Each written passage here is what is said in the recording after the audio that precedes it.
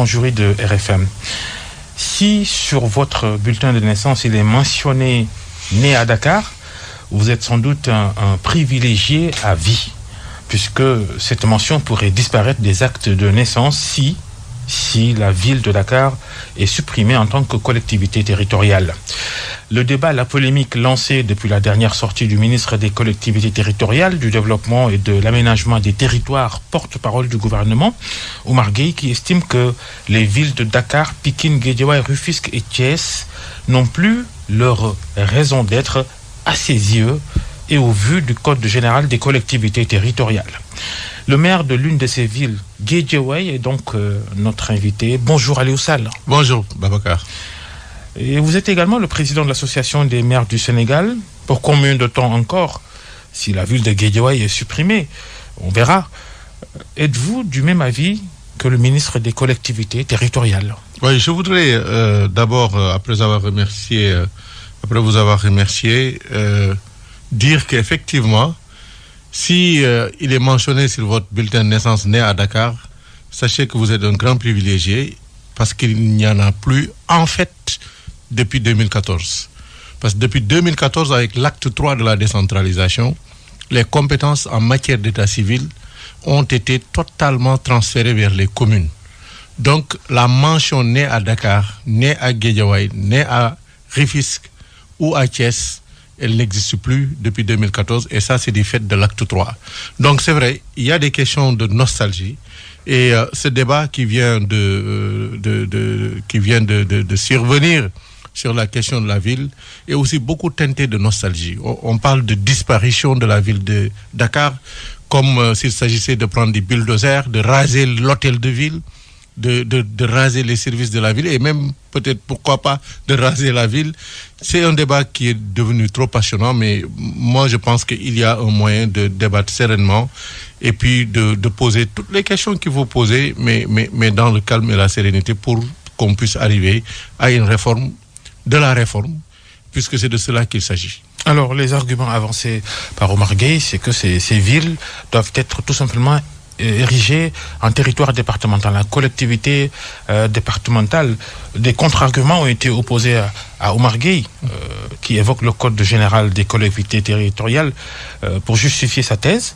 Un code qui, en son chapitre 5 et aux articles 167 jusqu'à 187, qui traite de la ville, de la formation de ses organes, de ses compétences, de ses finances et de ses relations avec les communes.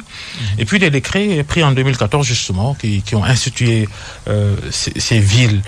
Donc la ville, elle existe aux yeux de la loi. Oui, là aussi il faut clarifier très simplement. La ville existe bel et bien comme collectivité territoriale. Mais c'est une collectivité subsidiaire, c'est-à-dire qu'elle peut ne pas exister au titre de l'acte 3 de la décentralisation. Parce que dans le Code, il est dit à l'article 1er que les collectivités locales, maintenant collectivités territoriales, puisque le concept a évolué, les collectivités territoriales au Sénégal sont le département et la commune. Plus loin, il est dit qu'une ville peut être créée pour regrouper plusieurs communes, là, quelque part où il y a une certaine continuité urbaine et où ces communes ont un certain nombre de critères de convergence permettant de mutualiser un certain nombre de compétences. Parce que la ville, finalement, c'est un instrument d'intercommunalité.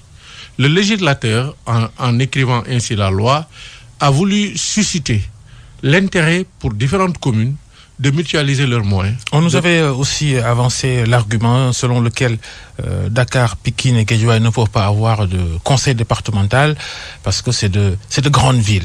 Ça, à l'élection, aux élections locales de 2014, c'était ça qui était avancé comme argument. On revient dire le contraire aujourd'hui. Oui, vous savez, quand il y a une réforme, comme aujourd'hui, nous sommes dans le temps de la réforme. Quand il y a une réforme, il y a plusieurs idées qui surviennent. Il y a un débat contradictoire comme aujourd'hui. Et il y a certains qui pensaient que dans une zone urbaine qui a donc une certaine continuité, un certain lien entre les différentes localités, ce n'était pas nécessaire de créer un département. Et c'est pour ça donc que l'idée de ville a été développée. Par contre, à la pratique, on se rend compte d'un certain nombre d'incohérences. Je suis maire de ville.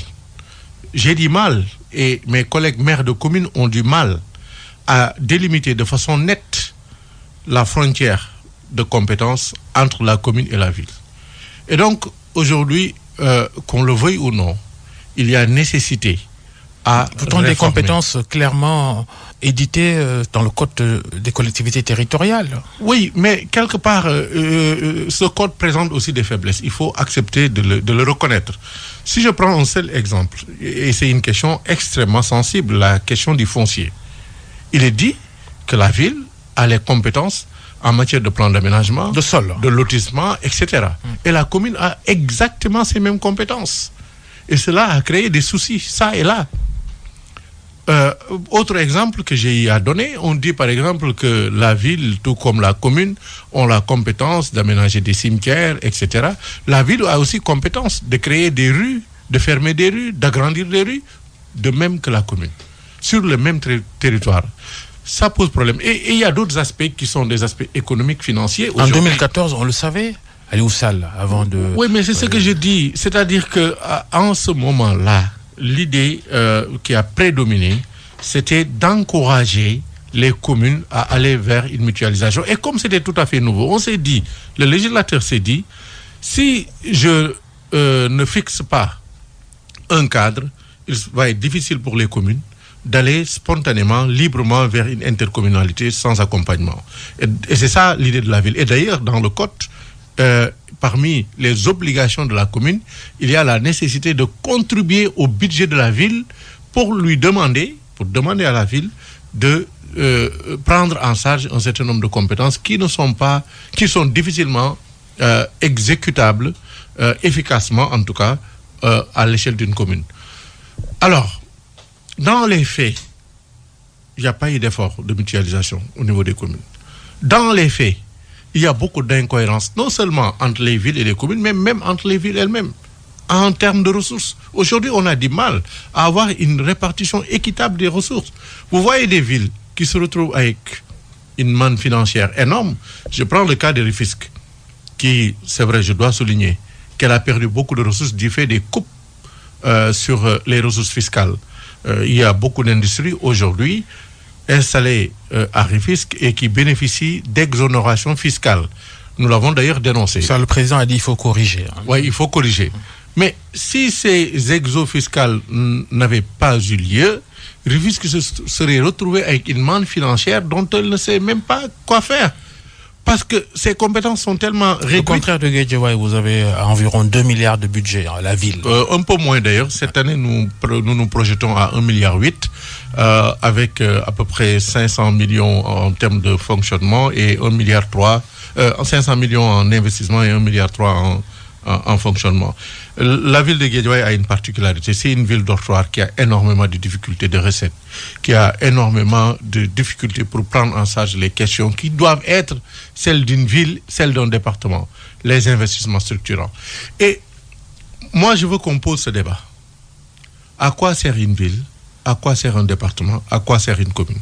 Aujourd'hui, malheureusement, la ville est la statut de commune, c'est le code qui le dit.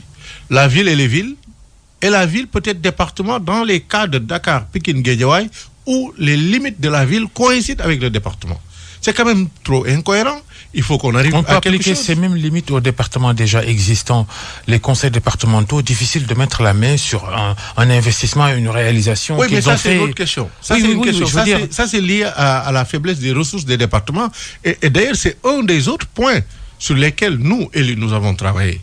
Et sur lesquels nous avons interpellé l'État. Dakar, Pikine, Guédiawaye, ville ou département, les mêmes attributions, les mêmes possibilités financières. Qu'est-ce qui peut arriver? Qu'est-ce qui peut arriver si nous réformons? D'abord, on enlève à la ville toutes les compétences qu'elle partage avec la commune. On ne peut pas avoir deux entités avec les mêmes compétences sur le même territoire.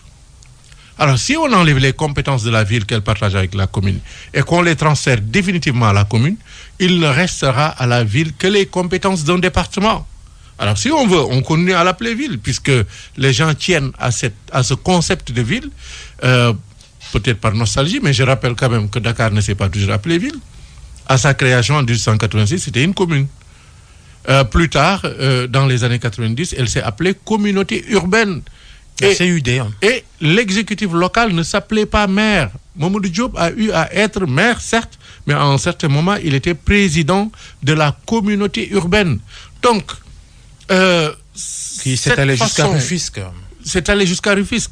Cette façon de s'agripper sur les concepts de maire, sur l'appellation de maire, sur l'appellation de ville, est plus de la passion que de la raison.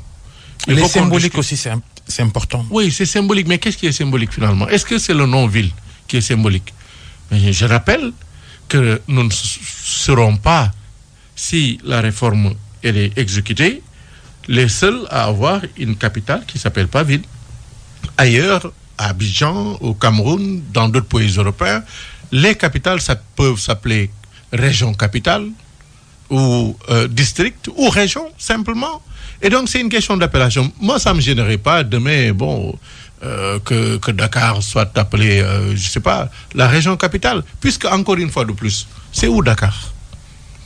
Je parle du point de vue.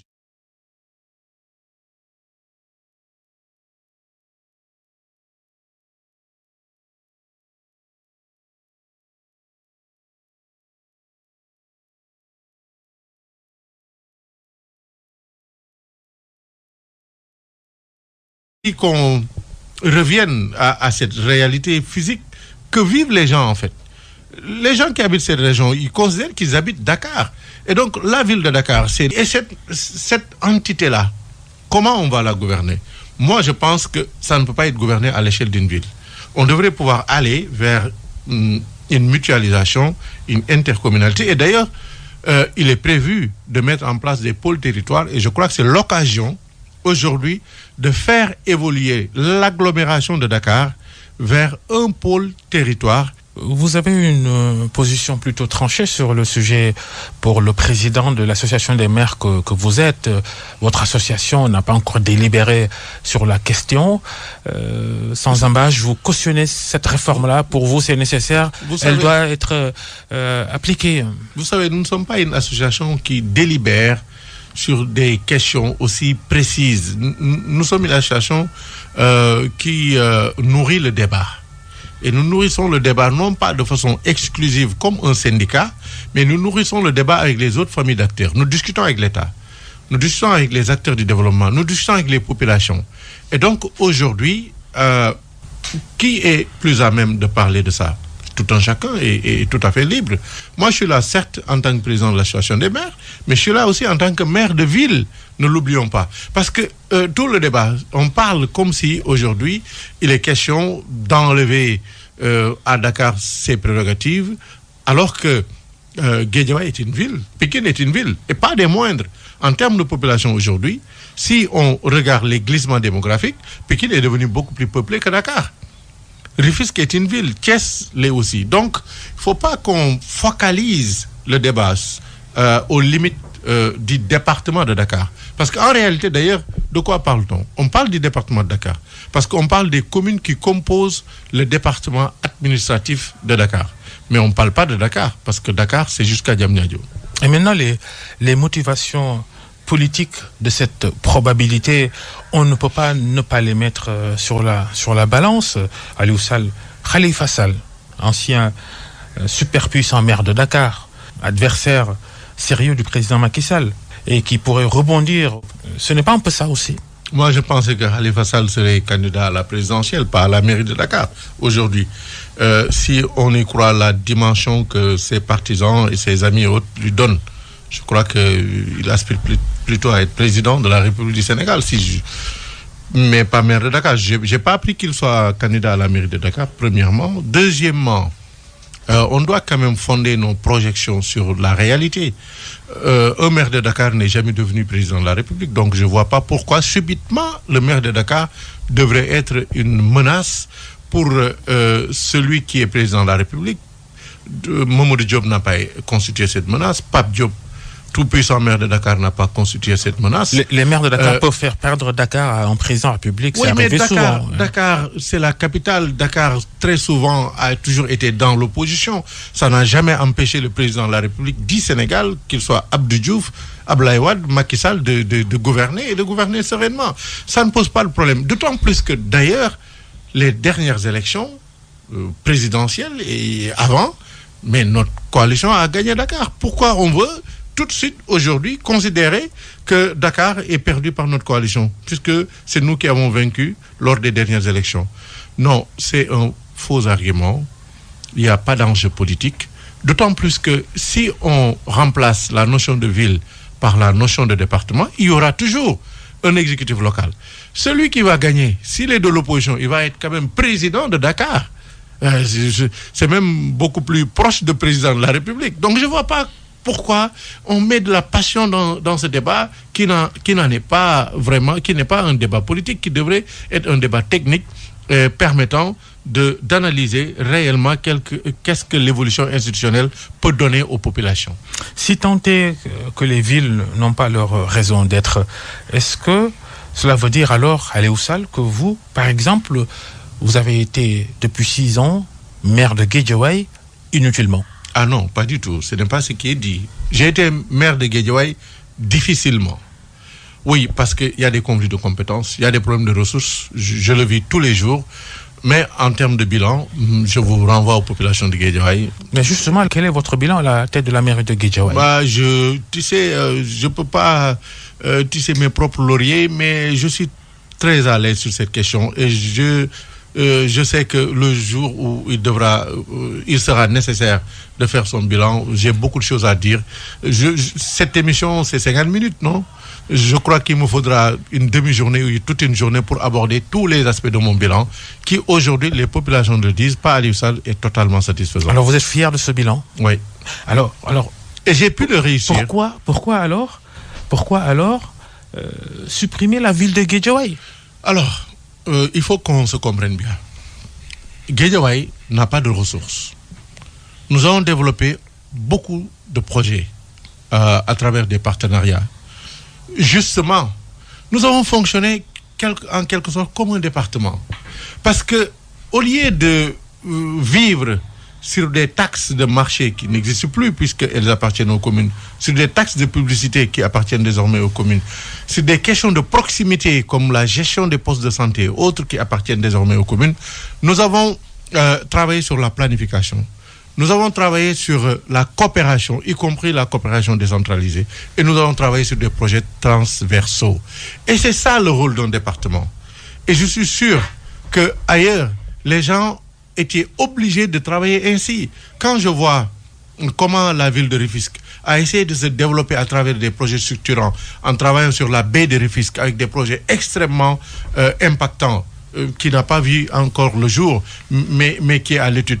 Tout ça, ça veut dire que quelque part, il n'y a pas d'espace communal pour la ville. Il y a plutôt un espace pour tout ce qui est projet structurant, tout ce qui est impactant pour l'ensemble des communes. Et c'est ça le rôle d'un département. Peut-être, quelque part, nous avons fait comme l'autre, faire la prose sans savoir que nous faisions la prose. Ville de Guédiawaye, nous avons fait des départements sans être au vrai sens du terme département, même si le code précise par ailleurs que nous sommes département. Et c'est ça le paradoxe.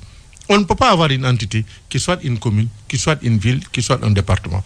Nous voulons maintenant, mais le futur département, qu'il se concentre sur des questions économiques, sur des questions de planification, sur des questions de promotion de la culture. Et ça, c'est des questions éminemment transversales qui ne peuvent être adressées seulement de façon générale, les collectivités territoriales ne décollent pas depuis la dernière réforme, depuis l'application de l'acte 3.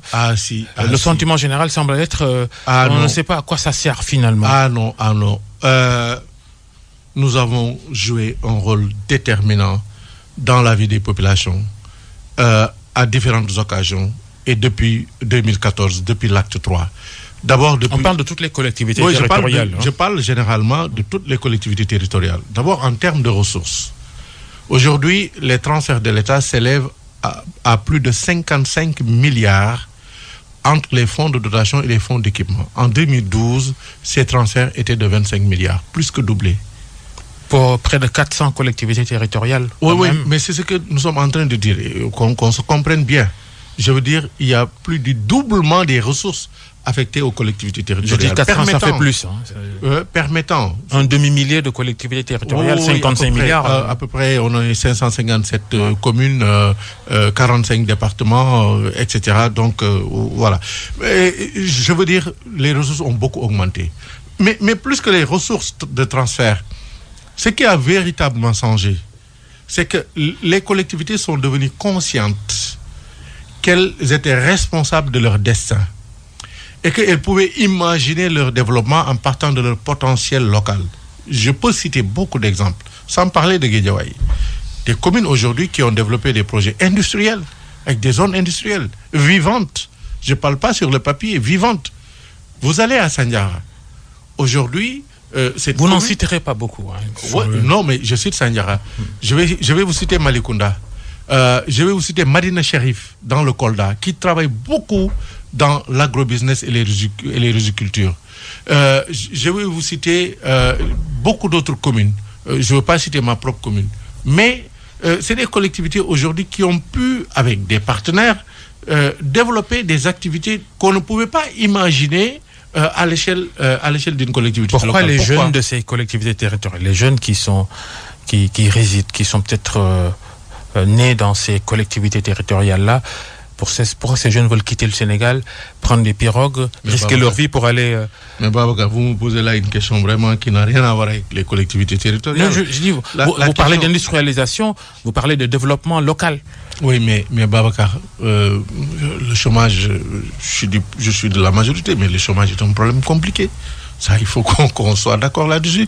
Et c'est un problème mondial. Les collectivités locales n'ont pas vocation à fixer les jeunes dans leur territoire. Les collectivités contribuent à l'amélioration des conditions de vie des populations, y compris la création d'emplois. Mais ce que je veux dire, la question du chômage, c'est une question tellement compliquée, qui nécessite tellement de ressources, qui dépendent d'ailleurs de l'économie globalement. Je ne parle même pas de l'économie du pays, mais l'État central a sa part de responsabilité. Mais tout le monde a sa part de responsabilité. Quelle est la partition? Même les parents qui laissent les enfants partir ont leur part de responsabilité.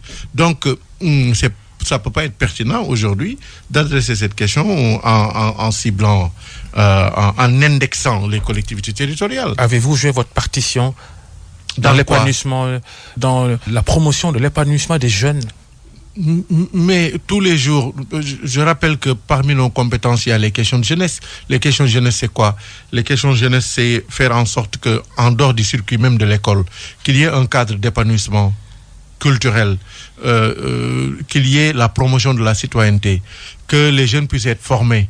Et aujourd'hui, en termes de formation professionnelle, et ça, c'est surtout l'action de l'État, mais en rapport avec les collectivités territoriales, les possibilités qui s'offrent en termes d'offres de formation technique et professionnelle, mais plus que l'offre, en termes de financement en formation professionnelle et technique, n'ont jamais existé.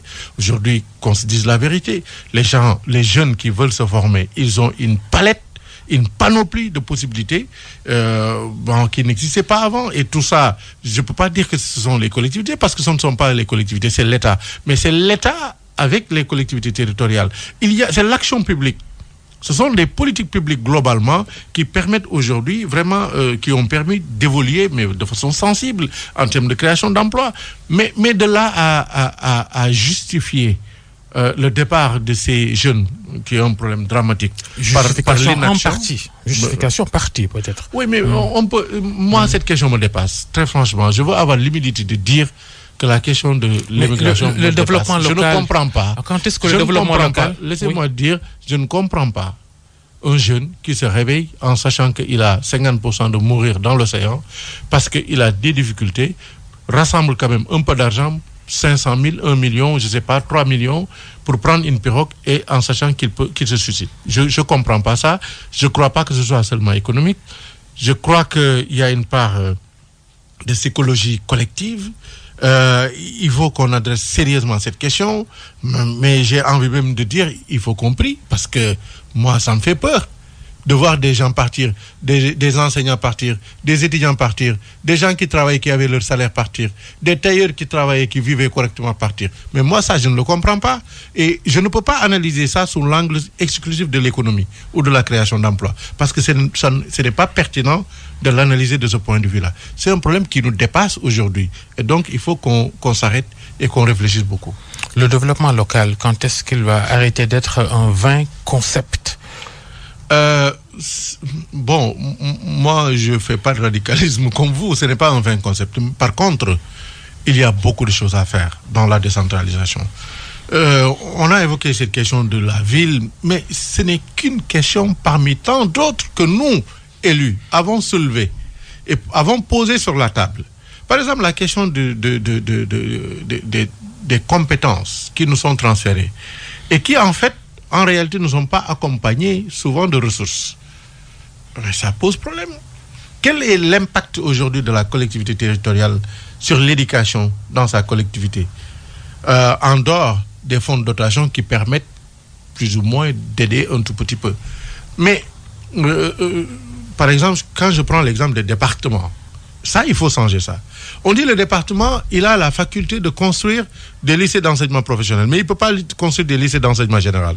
C'est une aberration. Et même les budgets de ces constructions qui sont gardés par les ministères, l'éducation, la santé, la jeunesse, le sport, etc., l'environnement, qui sont déployés dans les collectivités territoriales, ça n'a pas de sens. J'ai l'habitude de dire, c'est pas pertinent que ce soit une entité étatique qui aille balayer des rues à Kaolack, alors qu'il y a la collectivité, la commune de Kaolack. Quand même, la gestion des déchets, ça devrait être une question des collectivités territoriales, même si je comprends qu'à un certain moment, il y a eu des difficultés et que l'État a un peu resserré. Mais aujourd'hui, il faut qu'on repose ce débat sur la table. Il faut réellement qu'on accepte que la décentralisation est irréversible. Ça veut dire quoi? L'UCG n'a pas sa raison d'être? Non, ce n'est pas ce que je dis, au contraire. Ce que je dis, c'est que l'UCG qui a montré ses performances devrait pouvoir travailler avec les collectivités territoriales. C'est-à-dire que les collectivités devraient participer à la gouvernance de l'UCG. Mais l'UCG aujourd'hui est une entité strictement étatique. Ça pose problème. Parce qu'il faut bien connaître les priorités des collectivités territoriales. Savoir où mettre l'accent, où ne pas mettre l'accent, etc. Même dans les stratégies, dans les opérations de tous les jours. Nous voyons l'intervention de l'ICG, que nous saluons puisqu'il y a amélioration du service. Mais parfois, nous avons des demandes particulières. Mais je crois que si dans les instances de l'ICG, les collectivités étaient présentes, ou même si on avait demandé aux collectivités territoriales de contribuer financièrement en faisant une société où les collectivités sont actionnaires au même titre que l'État, etc., on pourrait concevoir vraiment une action, une synergie entre l'État et les collectivités dans cette compétence qui doit être, en tout cas partout au monde, la gestion des déchets est une compétence des collectivités. Alors, les insuffisances sont nombreuses, financières, techniques. Les incohérences territoriales également plombent un peu le développement local. Quand une commune encercle une autre ou piétine sur l'autre, ces incohérences territoriales... Mais c'est des problèmes. Et c'est justement ce qui m'étonne, c'est qu'on se focalise sur cette question de la ville, alors qu'il y a des questions importantes comme l'incohérence territoriale. Voyez-vous, c'est notre héritage, c'est l'héritage de l'évolution de la décentralisation. La création des communautés rurales est survenue à un moment où on avait des communes avec une certaine dimension. Ces communautés rurales, donc, naturellement, avaient des superficies... Pas de cadastre rural, ça c'est... Avaient des superficies vastes, et c'était admis. L'affaire Ndengler nous a montré qu'on ne sait même pas... Où s'arrête, où commence... Alors, cette question est en train d'être réglée, parce qu'aujourd'hui, quand même, avec la NAT et les évolutions technologiques, on parvient à savoir exactement où s'arrête une commune et où commence l'autre. Mais le problème qui se pose, vous l'avez évoqué dans votre question, c'est de voir une commune englober totalement une autre. C'est-à-dire que quand l'enfant à l'école va apprendre les limites de sa commune, par exemple, s'il est un Fatikois, il va dire Fatick est une commune qui est délimitée au nord par la commune de Mbelakadiao, au sud par la commune de Mbelakadiao et à l'est par la commune de Mbelakadiao. Comprenez quand même, ça pose problème. Et les gens de Mbélacadiao, ils sont pas contents. Parce que même pour déverser des déchets, les gens de Fatick sont obligés de le faire dans la commune de Mbélacadiao. Donc, il y a des problèmes comme ça, qui sont des problèmes très sérieux, qu'il faut régler maintenant que nous avons l'opportunité d'évaluer l'acte 3 et d'avancer vers quelque chose pour que les prochains exécutifs locaux, maires, présidents de département, puissent évoluer dans un cadre cohérent. Qu'allez-vous devenir, Aliou Sall, si la ville de Guédiawaye est supprimée? Ah, mais je vais être président pour diriger le département de Guédiawaye. Vous êtes candidat au conseil départemental probable de Guédiawaye? Je suis candidat à ma réélection en tant que maire ou en tant que président de département. Non négociable alors avec mais candidat, je suis candidat. Bon, mais alors... dans votre camp, vous dites toujours que c'est le président qui décide. Oui, mais attention, il y a deux choses. Quand on est maire, c'est quand même tout à fait naturel qu'on veuille renouveler son mandat. Maintenant, je l'ai vécu et d'autres l'ont vécu, mais si demain...